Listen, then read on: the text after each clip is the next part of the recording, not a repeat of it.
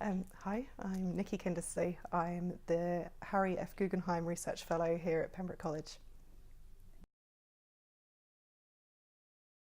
I focus on the history of political organisation and mobilisation in Africa, particularly South Sudan, the newest country in the world.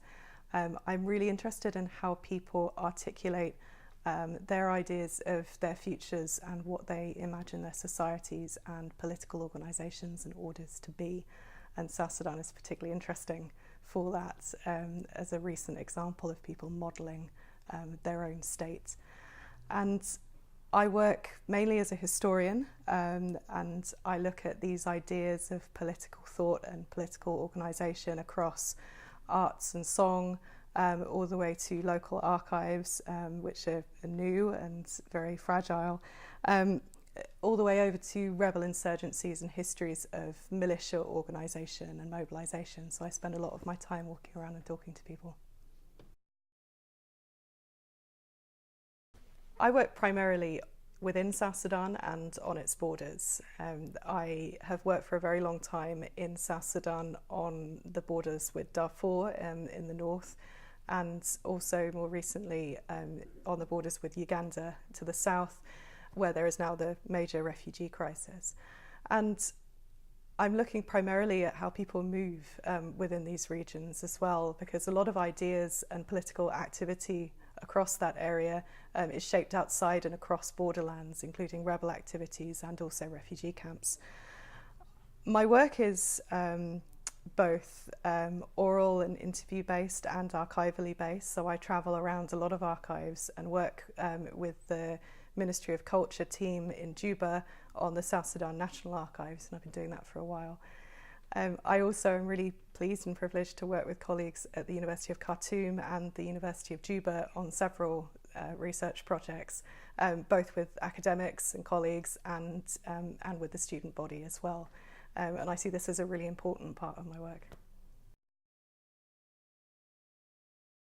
So often from our position in the UK, it's very easy to see African civil wars and rebel leaders as operating for greed or for grievance.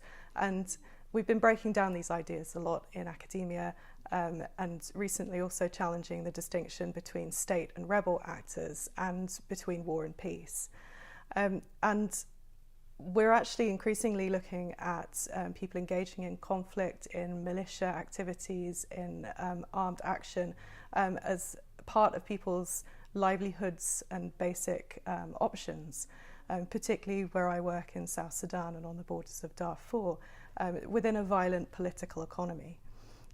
We're also looking essentially at the limits of political action and hopes and ideologies within rebel movements, what you can actually achieve within a global system and a regional economic system.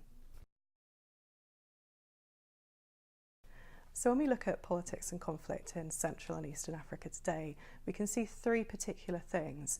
Firstly, we can see the breakdown of what we consider to be the nation and the state. Increasingly, we're seeing states reduced to a central monopoly on violent power, and we're also seeing the fluidity of borders and types of border control as people flow across them and organise new communities on them. And thirdly, we see increasingly long wars and embedded civil conflict and unrest, insecurity. And this is interesting in a context of the kind of global neoliberal privatisation of conflict and extractive capital, where places in Central and Eastern Africa are easily exploited, and an insecure environment enables that. In all of this, I think it's vital to support civic organisation in a very highly militarised space, and we also need space for discussion. Which is often closed down by these violent orders, the extreme risk of speaking out, and also just the pressures of existing, organising and living within these insecure environments. And so in my work, I particularly aim to collaborate with local universities and academics and promote student activity and organisation and conversation. And all of my projects, I'm aiming to do this.